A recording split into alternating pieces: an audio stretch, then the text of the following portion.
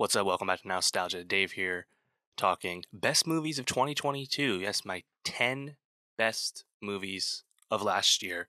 You might be wondering, why is he doing a movies top 10 in 2022, in 2023? Well, I had to see the last few things that I knew I needed to see, those limited releases in January. Had to wait for them to come out before I could confidently do the top 10, just to be sure. But I've seen everything I've wanted to see. I see about 100 movies a year, every year, so I feel like I have a well-rounded view. But, you got to make sure you get in the heavy hitters that take a while to come out. And, I think overall, it was an interesting movie year. I would say overall a down movie year. A lot of adult films certainly struck out at the box office. That's been a big talking point for a while now. But there was just a lack of movie product this year compared to pre-pandemic years. Just less movies out, less notable movies out. Not that there wasn't plenty of great stuff that came out across the globe. Obviously, that is the case. But hopefully, we will be seeing a recovery in the next year, the next 2 years.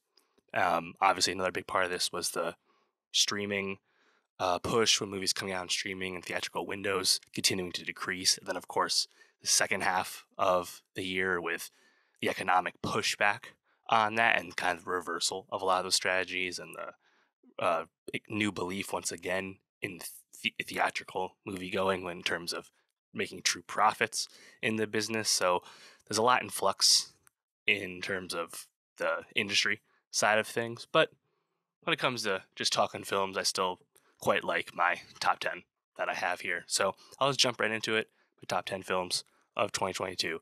Number 10, I'll start with a movie that I really never expected would get here, and that would be Bodies, Bodies, Bodies, the A24 black comedy horror film from Helena Arazian in her English language debut. Not really a horror movie, more of a horror comedy, more of a lampooning of like slasher genres, like taking what Scream does to the nth degree and not really being a horror movie. But man, I thought the tone in this film was just so great. One of the really few films that I think was actually in touch with how Gen Z people talk and interact with the world and interact with culture. I thought so much of that stuff was just so funny. And of course, it's loaded with tons of like top talent. Amanda Stenberg, Maria Bakalova, Rachel Sennett, Myala Herrold. I mean, they're all, obviously very in demand young actresses still rapidly rising, and they're all excellent in this role. A movie about a bunch of young kids that have a party at a house during a storm, and then obviously somebody dies and hijinks ensue. Familiar trope, but man, I think it's executed on so well. Of course, you have Pete Davidson kind of playing himself, playing that like scumbro persona. You have Lee Pace as the oldest person on the cast, kind of leaning into his Tumblr appeal, as it were. Man, I think it's just really funny and has a lot of like amazing quotes. Of course, Rachel Sennett, podcasting is very hard.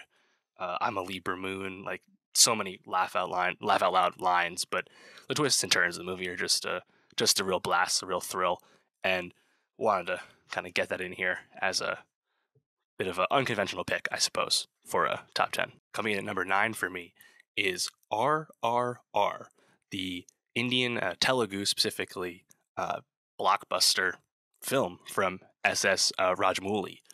Man, speaking of unexpected surprises, you'll probably have seen RRR in a lot of American lists. The rare Indian film to truly break through in Western cinema. And yeah, to be brief, a film about Indian revolution against the British Raj, during the early 20th century.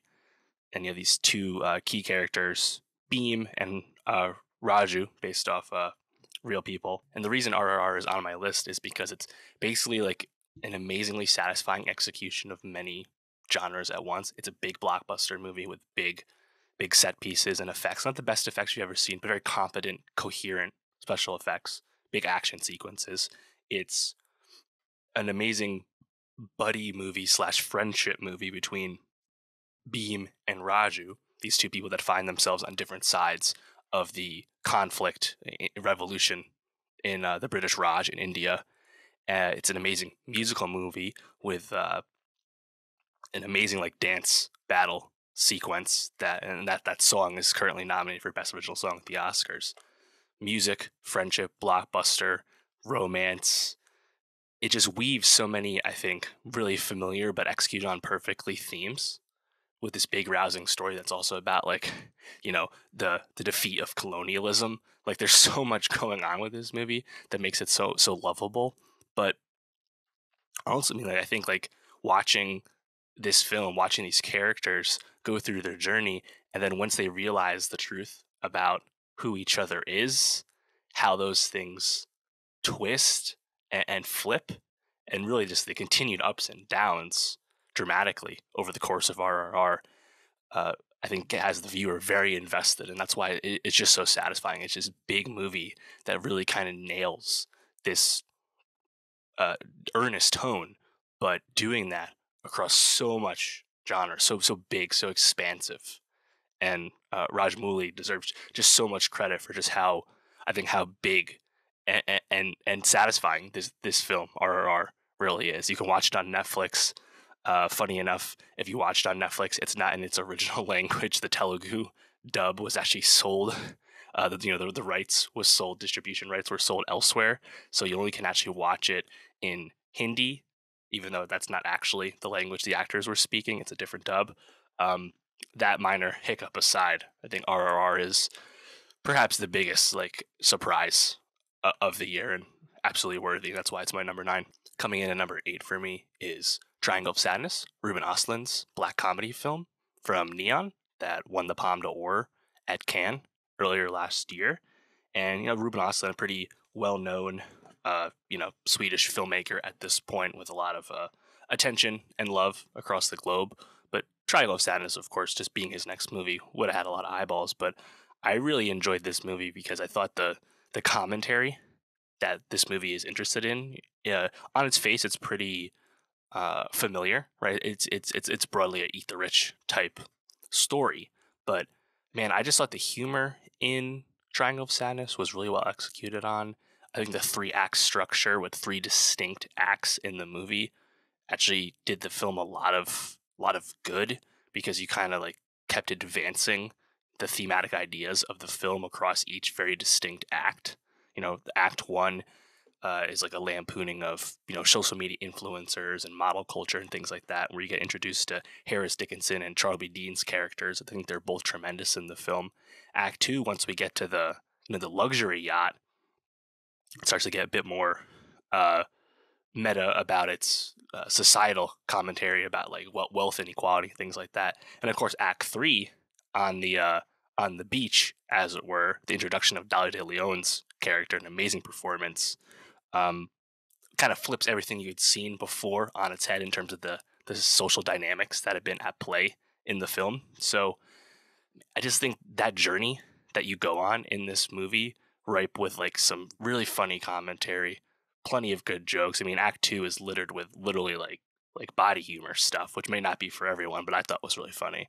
I couldn't help but just really enjoy like the journey of this film. The Woody Harrelson character, who's the boat captain in Act 2, probably the least effective of like the main cast members. Just kind of a guy who just kind of waxes on about his Marxist beliefs, but doesn't really get beyond the surface of where it's going. I think to some maybe Triangle of Sadness doesn't cut deep enough or doesn't tread any new ground. But for me, I just thought it was still just quite enjoyable enough, just kind of being with these 3 distinct acts, being with these strong performances, and seeing like this commentary acted out well, and executed on, I thought, well enough. So Triangle of Sadness, I thought was pretty enjoyable. You can watch that. Eventually, it'll be on Hulu as a Neon film. All right, coming in number 7 for me is Top Gun Maverick. Man, had so much hype for this movie. So many delays, COVID delays, production delays. But the second Top Gun movie, Tom Cruise on a huge heater, making the best Mission Impossible movies of his career, being bigger and badder, the only way he knows how to be an actor. And we get Top Gun Maverick, and it delivers in unbelievable fashion. And the biggest movie of Tom Cruise's career as a result, the second biggest movie of 2022. Just a honestly a miracle of a movie. Better than the first Top Gun in basically every way. Um, Absolute thrill, right? Joseph Kosinski brings, I think, amazing and at this point underrated filmmaking to the fore with this movie. You know, the logistical challenge of filming like real choreography in in fighter jets up in the sky. The fact that they pulled this off and it looks as amazing as it does, just completely blowing away the standard for like dogfighting on screen, spectacular. But the emotional beats are spectacular. You wouldn't have thought this from Cruise, who is, I think, a bit limited or at least a bit uninterested in this sort of thing at this point in his career. You can look at, you know, the love interests, quote unquote, across the Mission Impossible films, for example. But to have Jennifer Connelly seamlessly enter the fore as the Admiral's daughter, someone who's always been there but we haven't seen until now, the chemistry that they have is incredibly palpable, and Connolly is tremendous in a nothing part, to be clear. But like that just gives so much more to the Maverick character, and I think really benefits Cruise's turn in the movie. And yeah, in a sense, you play back some of the hits with the first Top Gun, but when you're doing it with Miles Teller as Goose's son, with Glenn Powell being himself in an amazing manner, uh, it's just so satisfying. And I mean, at the end of the day, the action sequence is completely rip, just super thrilling. Of course, the third act is completely unbelievable, but you don't care because you're just invested in this movie and how propulsive it is. I mean, right off the bat, when you have like the Blackbird sequence, I think is absolutely thrilling and introducing you into this character who is fixated on a certain idea of what he wants to be. Very emblematic of Tom Cruise himself, to be honest. Um, Honestly, the way Top Gun Maverick like lived on throughout the course of the summer into the fall this year, I think just really speaks to how much it really resonated with people as just an amazing time that is super rewatchable already, but also has like I think just enough under the hood in terms of like making you feel things that it's really one of those rare blockbusters that's just a true gem. So it's certainly increased the hype for Mission Impossible 7 Dead Reckoning. Um, the trailer for that movie suggests that Tom Cruise is getting even more brazen with stunts as he enters his 60s, which is unbelievable and scary and unsettling. But no matter how much longer he has left making these kinds of movies, I mean, the fact that Maverick turned out as great, as propulsive, as thrilling as it is, I think is a testament to Cruise, a testament to Joseph Kosinski. So, I mean, I don't know how you could not have Top Gun Maverick on a list this year.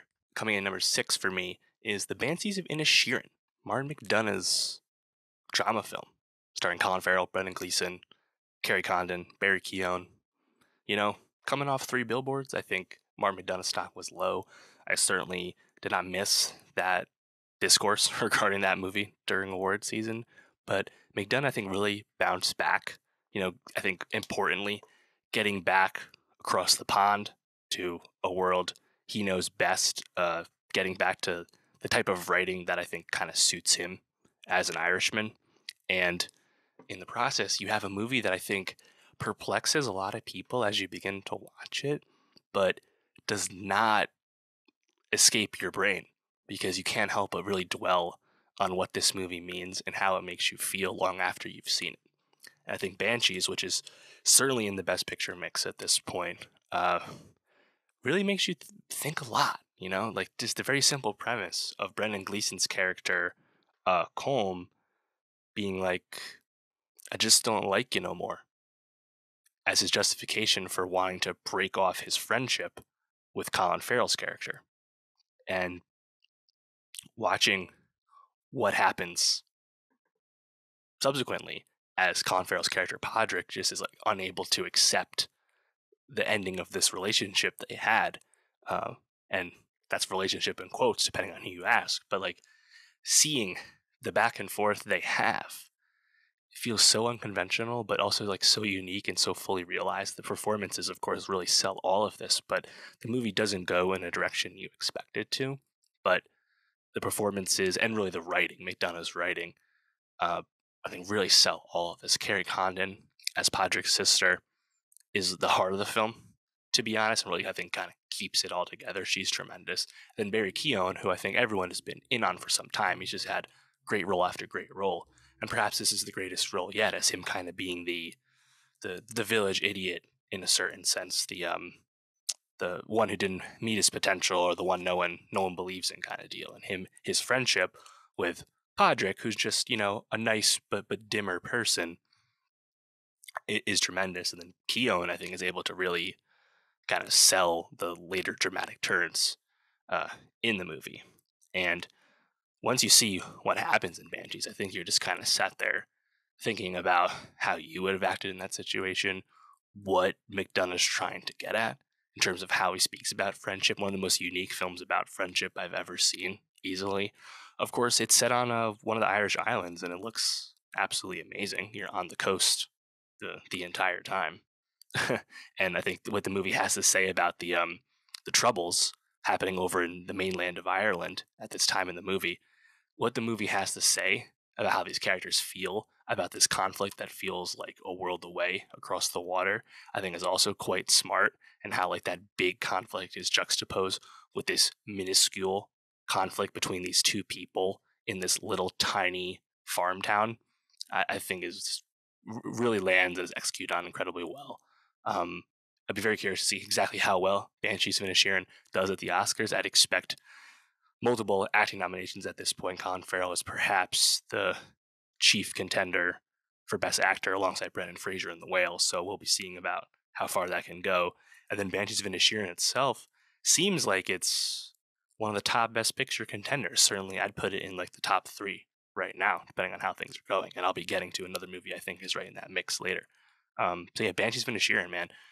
Martin McDonagh really bounced back, and Colin Farrell had an amazing year between his performance in Coconuts After Yang, his amazing prosthetic-induced performance of as the Penguin in the Batman, and then topping it all off with the Banshees of Inisherin as Podrick. Farrell, post like stardom turn, over a decade ago, he's really settled into just being a character actor, doing like real convincing and inspired character work. And I'd be rooting for him to take on the Oscar gold, because I think he's really earned it as he's kind of shifted his career in, I think, a really exciting way. And coming in at number 5 for me is the most recent movie I've seen on this list, and that would be Koreeda's new drama film, Broker. Broker just came out in limited release in the US in January. Of course, came out back in the summer in South Korea after premiering at Cannes, where Song Kang-ho won Best Actor at Cannes. And Koreeda is a filmmaker who I got really attached to after 2018 Shoplifters, one of my favorite movies of that year, one of my favorite movies of the last decade, to be honest.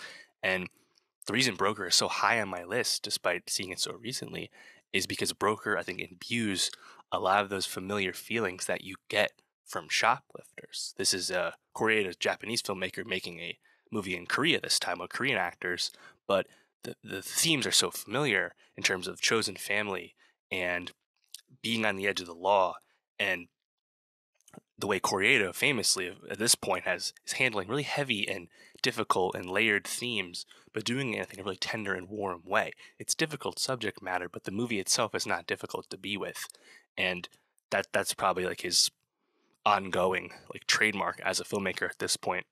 In the case of Broker, the simple premise of a young mother leaves her baby in a baby box at a church, to abandon into the care of the church, and that baby then in turn gets picked up by these brokers who want to sell it to people who want to adopt a kid through extra legal means. But the key twist in Broker right away is that the mother's actually finds this out. It's going to join the brokers on their journey to find the correct home for this kid. That is like a very complicated scenario to be in terms of like a mother kind of condoning the trafficking of her kid, even if it's through well-intentioned means. And in the process, you get this movie that has a lot going on to it, right? Like very quickly becomes a road film, but I just think the character dynamics in Broker are very well done. The handling of really difficult stuff is done really good, and like that really kind of builds across the movie. There's a young child who's introduced to this crew, joins them on their journey as well. In the process, you get a lot of choice humor sprinkled out throughout a movie that otherwise wouldn't have a whole lot of levity in terms of what it's handling, but those laugh lines really work. Uh, at the same time, we have police officers on the tail of these brokers and this crew. The movie kind of gets to this really big crescendo, but doesn't have a neat ending. And man, I just found it incredibly satisfying, incredibly moving. And I think just the warmth that Corey brought to this kind of story is what really sits with me about Broker, and that's why I really liked it.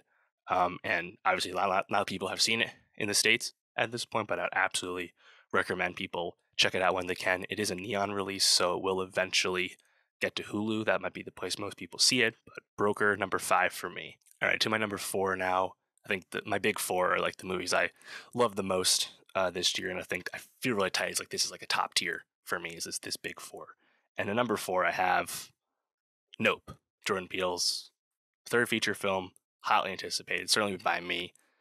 People know the legacy at this point between Get Out and Us, and Nope was definitely not the movie I think people expected it to be, but I thought it was absolutely thrilling and breathtaking the entire time. And I have a lot of admiration for what Nope is and what Nope isn't. And Peele as a filmmaker at this point is just such box office in like the quotes term because he is just thinking, I think, at such a high level in terms of the movies he's trying to make and not compromising himself really at any turn. It's so cool. And in the process of Nope, of course, he reunites with Daniel Kaluuya, one of our great actors, and he's great once again. But Keke Palmer is given this amazing opportunity to be a force of nature, and she is on one this entire film. The line readings, the deliveries, the physical performance as well. She's tremendous. Also, Brandon Perea, really a newcomer on the scene, makes a big impression. But what's so cool about Nope is it has all these social commentary thoughts that you expect from a Peele movie after his first 2 works. And a lot of that's presented through these flashback sequences regarding the chimp. If you've seen the movie, you understand. And that's not actually the only thing about this movie, though. In the process, Nope is also, it's a monster movie. You think that a film about a flying saucer that these characters discover would be like a science fiction movie, but it's not actually that. The fact that the saucer is actually like a form of like foreign wildlife as opposed to aliens trying to touch down and do what they do was like I think a really smart choice. And like the way where that goes and how these characters interact with this beast is really thrilling to me. And all the thoughts I think that can enter your head as you get introduced to Keith David's character and think about all the stuff with Stephen Young's character and those flashbacks in the TV studio, right? Um, there's just so much going on there, but in the process, it's also still this really thrilling blockbuster film. And then, again, that just speaks to Peele's talent as a filmmaker, where he can make these really convincing, thrilling set pieces, but also throw in such intelligence, such multi-layered, such also non-committal commentary. Peele will never really point you in like the direction he wants you to think about. No, but that to me, that's what's so cool about it is that there's a lot of conclusions you can make, but the movie will never really confirm that that's the right read on how things are going. And I think that's just a really admirable way to make a super involved movie the way Peele did with Nope. Um, Man, I mean, we have no news on what his 4th film will be, but obviously it's a must-see thing at this point. That's no no hot take. I mean, I I think my ultimate takeaway with Nope is that he still found a way to kind of subvert your expectations, given the fact that we all went into Nope expecting a really high standard, but also expecting like a lot to happen and a lot to go on and a lot of thought to be put into it. But he was still able to somehow surprise just by actually delivering on everything you expected. So hats off to Peele once again. And Keke Palmer, she's not going to get Oscar nominated, but certainly is worthy if we were doing like a meritocracy type of approach to the awards. Coming in number 3 for me is The Northman, Robert Eggers' historical thriller action film starring Alexander Skarsgård, and Anya Taylor-Joy. Man, I've been in the bag for Robert Eggers for some time. I had The Lighthouse on my 2019 list. I was going into the quote Robert Eggers Viking epic with a lot of hype and expecting to like it. But because Robert Eggers made this movie, Alexander Skarsgård as a Viking is so much more off the rails than it would have been with almost anyone else. I mean, you have, on one hand, a very familiar tropey story that you know well. Skarsgård plays Amleth, aka Hamlet, and our journey of watching young boy's father gets killed by uncle, young boy plots his revenge later in life and returns to seek that revenge. You know that theme well, but watching Robert Eggers execute on that theme is just an absolute thrill. And you have so many like amazing flourishes with these like dream sequences and more metaphysical things going on with a cameo performance from Bjork of all people. You have young Amleth like basically like do drugs as a rite of passage with his father Ethan Hawke very early on in the movie. There's all these like big flourishes, but the action is so convincing and so I think so visceral, right? And the tension, the period detail that Eggers really takes so much pride in is obviously so evident here in this movie. And I think another thing that makes it a really cool choice, that like how Eggers feels like something he would do that other people wouldn't do, is that when Amleth, as an adult, when Skarsgård enters the fray, once he returns to finally get his revenge on his uncle, played by Claes Bang, his uncle is no longer the king after killing his father, the previous king. No. He has long since been deposed, and he has to go uh, sulk off in defeat and have a new life as a modest farmer. And that is the scene of where Amleth plots his revenge, selling himself into slavery to then get close to his uncle to pull off what he needs to do. That's like an amazing choice, I think, to make it, in a sense, way less rousing on its face, but I think really grounds you in a very interesting like second act with the movie. That's where we get introduced to Anya Taylor-Joy's character, who she's great as always, not the best, like most fully realized character she's ever played, not her fault, but she still makes a great impression because it's Taylor-Joy and she's that good. But I think the way the Northman really builds to its conclusion, it ends the only way it really could, but I think in a really triumphant and also incredibly cinematic way in terms of just amazing visuals, really nails it. But to me, more than anything else, the reason why this stands above something similar is that because it's Eggers, you have all these crazy flourishes and you have this amazing attention to detail, and you have these diversions that you go down and twists and turns that the plotting of the story perhaps wouldn't normally go that way in someone else's hands. And that's what makes him such a singular filmmaker, and the fact that he was able to convince someone to give him this amount of money to pull off something this fully realized is amazing.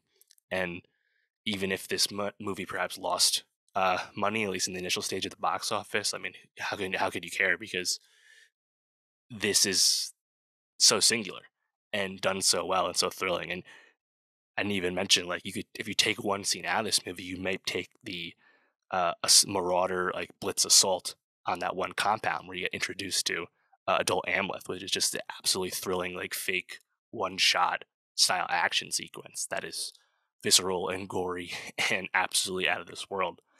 It's just, I think, one of those movies that you see in the theater and it just kind of blows you away with the visuals and the sheer level of execution across multiple areas. It's just absolute thrill.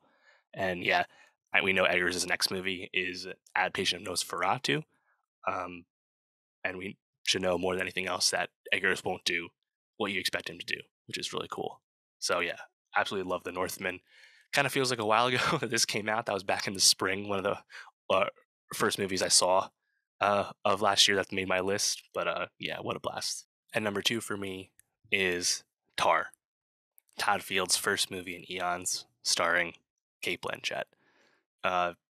Man, talk about another movie that I went into with really no expectations at all. I knew Tar was really well liked. I didn't watch the trailer. I didn't really read up on it. I just wanted to go in. Todd Field, we haven't seen him in such a long time. He hasn't even made that many movies. What is Tar? And I struggle with this one. I almost had this one at 1, and I really thought about it. And you can make a case for it being 1. It's a lot of people's 1s, certainly deserving. Tar is an amazing director's vision, and it really, I think, makes the viewer grapple with so many like difficult and prescient themes, but it's not preachy and it's not heavy-handed at all. And what it is I think just an amazing like way to bring you into this world and watch this person that you start rooting for, and then eventually you stop rooting for this person, and you realize this person you're watching is not who you think they are, and is not even a good person at all. And it really makes you kind of grapple with what you've been spending time thinking about watching this movie. It's so cool. And I think right off the bat, the reason this works so well is you're just thrown into this world, and Lydia Tarr as a character played by Blanchett is just so fully realized right away. Lydia Tarr feels like a real person. That's why there are amazing, parody Twitter accounts of Lydia Tarr, because this, world-renowned global composer, uh, leader of the orchestra character feels so real. And to watch this fictional famous person go through what they go through and see that a movie, I think, really expertly present common debate, common treaded ground, stuff like art versus artists, stuff like cancel culture. The fact that that kind of stuff can be in a drama film and not feel overwrought is, I think, really spectacular. And Cate Blanchett is a lock to win Best Actress at this point, which would be her third acting Oscar win. And it's rightfully deserved, because Blanchett is just an absolute inferno the entire time as Tar. And it's crazy. And watching Tar's downfall is just one of the best things I've seen this year, because Field imbues so much intelligence into this movie, and is really just something that needs to be seen to be believed. Because, and like Martin Scorsese, of course, recently really sang the praises of this film, but like I think the intelligence that you see in Tar is just not something that you get really anywhere else. I think the fact that it can present what it does without, I don't think, really like rubbing too many people the wrong way. And it doesn't even matter what side of the fence you sit on these difficult topics, because that's not what the movie's here to do. The movie isn't actually there to comment on it. It's more about to present uh, compelling angles to both sides of it, as then you watch these things happen to Lydia Tarr specifically. And of course, I think the Juilliard sequence where Tar kind of goes off on this incredibly ferocious tirade against a student for having differing views on the composer Bach than she does is an amazing sequence. And from there, I think watching the downfall, watching what happens with Lydia is just spectacular. And again, hats off the Field for having such a fully realized, I think, creative vision with what kind of drama film he's trying to make. It's a movie that's not actually about music at all, but feels like such an intelligent movie about music at the same time. It's not a movie about fame, but it also kind of is, and that's what's so cool about Tar, man. It's spectacular, and it's just so smart, and could easily be my number one. However, Tar is not my number one. My number one is a movie I saw back at the end of March, Everything Everywhere All at Once, from the Daniels, A24's multiverse extravaganza film. A movie that is surprisingly in the mix heavy for Best Picture right now. And I just remember this theater going experience like it was yesterday. Just an absolutely convincing time at the movies. Like the fact that the best multiverse movie ever made was just presented to us out of nowhere as a completely original film. Man, hats off to A24 and everyone who financed this movie for giving the Daniels the wherewithal to really execute on a completely unique vision is just so thrilling and so heartwarming in terms of the filmmaking, the film going time we are in, where stuff that isn't sequels, stuff that isn't IP is rarer and rare. But Everything Everywhere All at Once, I think, proves that when you give artists the ability to actually cook, they will cook you up something amazing. And Everything Everywhere All at Once works as well as it does due to the amazing grace that the ever talented Michelle Yeoh brings to the character, brings to the film as the lead character, Evelyn. And, Yeoh having the martial arts chops that you expect from a movie that gets into like really like hand to hand combat and like action adventure stuff throughout its whole runtime. But you have that, but you have at the same time Yo also bringing you her amazing dramatic range to a character that goes on quite the emotional journey. To some, maybe Everything Everywhere All at Once is almost a bit too sentimental towards the end. But for me, I just think the way this movie goes across its journey, which in the process again is a wild, out of nowhere, like in your face visual multiverse film. The fact that it's able to pull that off and hit home the way it does at the end speaks to, I think, everything Yo brings to the character and brings to the film. And in a lesser lead actor's hands, it probably doesn't land as well as it does. On that same thought, um, her husband is played by Ki Kwan, returning back to Hollywood. It's an amazing story. But Ki Kwan as Wayman brings, I think, such true earnestness and kindness and to this character and their relationship in this movie as we meet various versions of these characters as we traverse across different dimensions is so spectacular, but also so warm and so believable and so real, And I think like the meta version of this with Kwan returning to acting and being in the mix for best supporting actor is so amazing and so well earned. But really, these two performances carry this film, and once you get by that, they have like a obvious homage to Wong Kar Wai's "In the Mood for Love." The fact that you're able to fit something in like that, and it's not even like a throwaway scene; it's like a true like meaningful, dramatic scene in the course of the movie. The fact that you're able to have such a rich homage to a classic film, a film that just made the Sight and Sound polls top 10 of all time, the fact that you're able to fit that in to a movie that also has butt plug jokes and hot dog finger jokes throughout, again speaks to what the Daniels, I think, brought in terms of like a true vision. Stephanie Sue as their daughter, amazing breakout performance from her. She's really tremendous, and of course Jamie Lee Curtis as well in a supporting role. The fact that all these these big four actors right here give multiple performances as they play different versions of themselves. It's a really an action showcase, but the Daniels probably deserve a lot of the credit as well, just for having this amazing vision and convincing A24 to let them pull this off the way they did. I'm rooting for the movie to win Best Picture. Obviously, it's my number one, but I'm rooting for it because I think it's an amazing story that you could have such a crowd pleasing, but also so out there and so ridiculous film convincingly, incredibly win Best Picture. I think that tells an amazing story, and that's what you want award shows to do in terms of highlighting history for those to remember. So, yeah, I think it's just really tremendous movie about family and the immigrant experience and love. And also, by the way, it's a multiverse crazy high on cocaine movie. Like it's so fun. It's so many things at once, and really can't wait to see it again. So that's my top 10. So I'll just run through that real quick once again. That's at number 10, Bodies, Bodies, Bodies. Number 9, RRR. Number 8, Triangle of Sadness. Number 7, Top Gun Maverick. Number 6, The Banshees of Inisherin. Number 5, Broker. Number 4, Nope. Number 3, The Northman. Number 2, Tar. And number 1, Everything Everywhere All at Once. Now, obviously, I've seen about 100 movies this year. I'm still working on catching up on a few other things, but I've seen all the big stuff. In terms of honorable mentions, would just miss my list, of course, would be Avatar: The Way of the Water. Avatar: The Way of Water. That's number 11 for me. Tough Cut, a movie I really adore.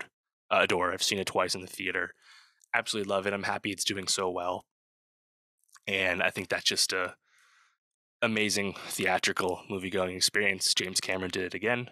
In terms of other honorable mentions, I have Damien Chazelle's Babylon, Park Chan Wook's Decision to Leave, Bones and All, The Fablemans, Glass Onion, The Menu, Prey was a welcome surprise, the Predator prequel, um, bunch of other stuff as well. I will be posting my full list, ranked 1 to 100, whatever, whenever I get to a few more things I haven't seen yet. I'll be posting that probably early February, and I'll link that in the show notes. I'll tweet that out at Martin Swagger, but that list will be on Letterboxd, so check that out if you want to see the full ranking. I will tell you the worst movie I've seen this year so far in dead last would be Judd Apatow's The Bubble, which I thought was absolutely horrendous. And there's been other stinkers as well, so wait for the long list. But that's my best movies of 2022. Let me know what you thought of my list. Leave a comment below, tweet me. What were your best movies of 2022? What did I skip out on in my top 10 that should have been there? What uh what pick do you completely disagree with? Let me know whatever you thought. Obviously, everyone has a top 10. They're all different, but they're really fun to think about. And even in a year that I would say is slightly down year for movies in terms of overall span of films, I still think it's pretty compelling top 10 no matter where you look. So let me know what you thought. And for more movies, subscribe, and I'll see you next time.